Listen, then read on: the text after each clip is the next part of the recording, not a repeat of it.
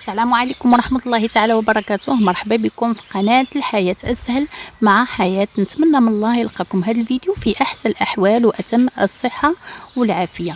اليوم إن شاء الله غنكملوا الجولة ديالنا في الحديقة ونشوفوا الجانب اللي وضع فيه بعض النباتات العطرية واللي تنستعملوا في المطبخ، اللي رائعه صراحه، لا من الرائحه ديالها ولا من الاستعمالات ديالها، وتنستمتعوا بواحد المنتوجات طبيعيه من يدينا خاليه من السموم ومن المواد الكيماويه.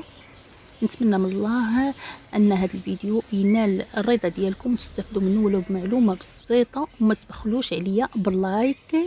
يلا دابا ديروا لايك الفيديو قبل ما تنساو.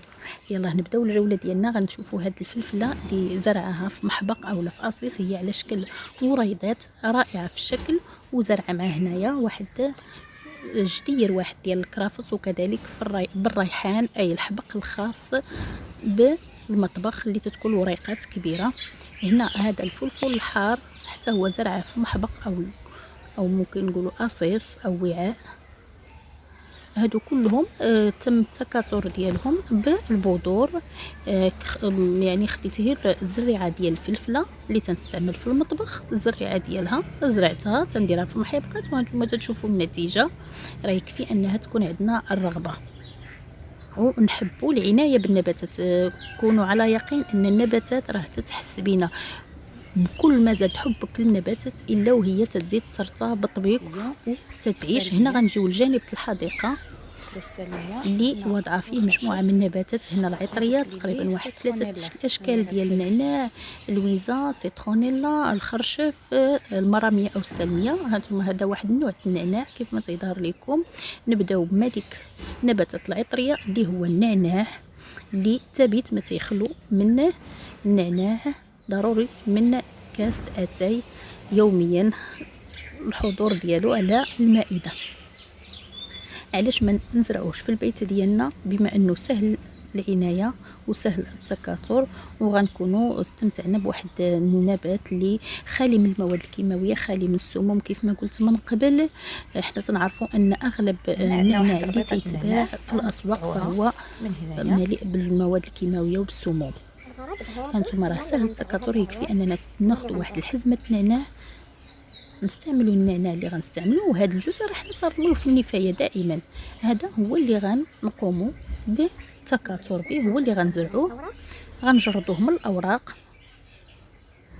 ونزرعوه مباشره في التربه على شكل مائل بهذا الشكل ونسقيو. فهو ما عندوش متطلبات كثيره، يكفي ان يكون عندنا واحد الوعاء اللي فيه ثقوب نتاكدوا انه جيد التصريف، وتربه خفيفه جيده التصريف. اننا نمشطوا التربه ديالنا، نحركوها تكون خفيفه، ولا نوضعوا واحد الخليط ديال التربه ما بين الطين والرمل والنشاره اولا اوراق اولا دبل اللي توفر عندنا.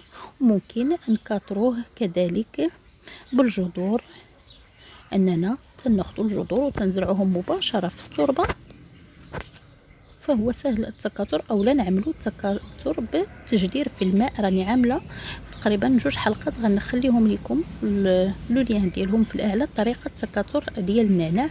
انتم كيف ما تظهر لكم هنا في ارض الحديقه، هنا عامله التكاثر بالجذور. انتم تشوفوا الخلفات راه سريع النمو، تيخلف بسرعه،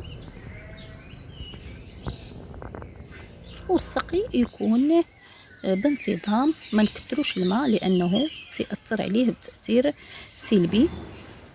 وحنا تنعرفوا ان النعناع راه تينفعنا في نزلات البرد، تيحيد الاحتقان ديال الانف، الرائحه ديالو تتساعد للاسترخاء، وكذلك تتساعد على افراز هرمون السعاده. وهذا سبب كافي اننا نتشجعوا ونزرعوا النعناع في البيوت ديالنا. وضروري عند القطف نقوموا بالقص ديالو من الاسفل باش يقوم بالنمو ويخلف لانه هو تيخلف عموديا وافقيا، ونحاولوا نزرعوه في واحد المحبق اللي يكون كبير شي شويه لانه سريع. نقطة أخرى بغيت نضيفها هو أننا ضروري ما نغيروا نبتة النعناع تقريبا كل سنتين النمو. هنا نجيو النبتة التي لا تقل أهمية على النعناع، اللي هي تقريبا عندها نفس المميزات ديال النعناع، أكيد تكونوا عرفتوها من الشكل ديالها، اللي هي اللويزة أو المليسة أو لا تيزانة، وهي معروفة بتحسين المزاج، تتقلل التوتر والأرق، كذلك تتساعد في العلاج الالتهابات البرد، سريعة النمو، نبتة معمرة تقدر يوصل الطول ديالها حتى المتر ونص، وتتمتاز بالرائحة الزكية اللي فيها، وكذلك بمذاق الليمون، عندها واحد المذاق رائع، ممكن نستعملوها كمشروب دافئ. وكيف ما تنقول دائما هاد الاعشاب العطريه راه تستعمل كغذاء، ماشي تستعمل كدواء، حتى المرضى عاد ناخذوا على خصها تدخل في النظام الغذائي ديالنا اليومي، وهي سريعه النمو وكذلك سهله التكاثر. يكفي اننا ناخذ خلفات جانبيه او لا عقله طرفيه، ولا شرينا حزمه ديال اولا ربطه ديال الويزان ناخذ منها واحد العويدات، نختاروا عويدات ونحاولوا نكاثروهم، راهم سهل التكاثر، ما عندهاش شي متطلبات كثيره، يكفي انها تكون موضوعه في واحد المكان مشمس تتوفر على الشمس.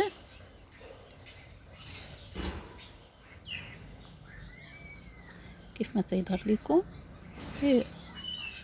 عقل، وتنجردهم بالاوراق، وشو سبحان الله بعد شهر من الزرع ديالهم هانتوما تتشوفوا ظهور نموات جديده اولا خلفات جديده كيف ما تظهر لكم. هنا نجيو للسيترونيلا اولا حشيشه الليمون او عشبه الليمون، اللي واحد النبته رائعه وعندها بزاف المزايا وما واخداش حقها، وهي تدخل تقريبا عندها المزايا ديالها من التنظيف للتعقيم، وكذلك تستعمل كتوابل في المطبخ، تنوضعوها مع التوابل مع الدجاج ومع السمك، وسهلة العناية سهلة التكاثر، ما عندهاش متطلبات كثيرة، نبتة معمرة يكفي انك تزرعها مرة واحدة، واللي تيميزها انها ممكن تزرع في مكان مشمس وكذلك في مكان ضليل، ما عندهاش مشكل، والتكاثر تيكون بالتفصيص، وممكن نستعملوها كمشروب.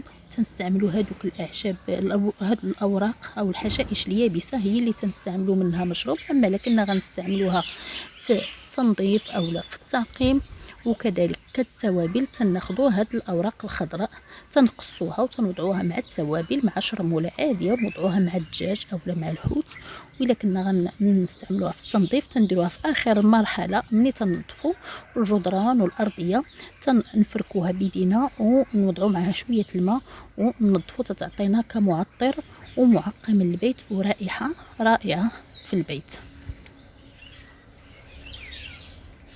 نتمنى انكم تحاولوا وتزرعوا هذه النبته السيترونيلا، راه سهله والتكاثر كيف ما قلت يكون بالتفصيص. نجيو الى هذه الجهه غتشوفوها تقريبا عندي في الحديقه كثيره المراميه او السلميه، لانها سهله التكاثر، يكفي انني تنقطف عويد منها وتنغرسو في التراب تنمو سبحان الله سريعه التكاثر وتتكاثر 100%، ما عندهاش شي متطلبات كثيره. كيف ما تظهر لكم عندها اوراق خضراء رماديه مخمليه الملمس، ساق خشبيه، وازهار زرقاء ارجوانيه، تظهر في فصل الربيع اللي تتحول بذورها الى بذور في اواخر الصيف، وهي فيها عندها عده اسماء، القصعين او الشياله، وكاين البعض اللي تيسميها حكيم الحديقه اولا كاين اللي تيسمي المشروب ديالها مشروب المفكرين، بكونها انها تتساعد على التركيز، وكيف ما قلت راه هي سهله التكاثر، تتكاثر بنفس الطريقه ديال اللويزه، يكفينا اننا ناخذ عويد منها او عقله جانبيه ونجردوها من الاوراق ونقوموا بغرسها بهذا الشكل، ونسقيوها ونغطيوها بواحد الكيس بلاستيكي ونوضعوها في مكان شبه ضليل. مدة شهر غيظهروا لنا الخلفات الجديدة. وما نساوش اننا نوضعوا ثقوب في هذا الكيس البلاستيكي باش تنفس لنا النبتة. مدة شهر تيظهروا لنا خلفات جديدة.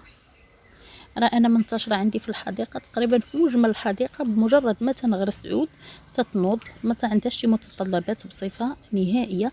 غنجيو هنا لهاد الخرشوف، حنا تنسميوه في المغرب الخرشوف، ما عرفتش انايا في الدول العربيه شنو الاسم ديالو، ممكن تفيدونا كل واحد يكتب لنا الاسم ديالو في البلد اللي متواجد فيها. هنا هو نبته معمره صراحه تتكاثر بالبذور، هذا زرعته انا بالبذور. يكفي اننا نقطعو منها من الاسفل، تنقطعو وتيخلف.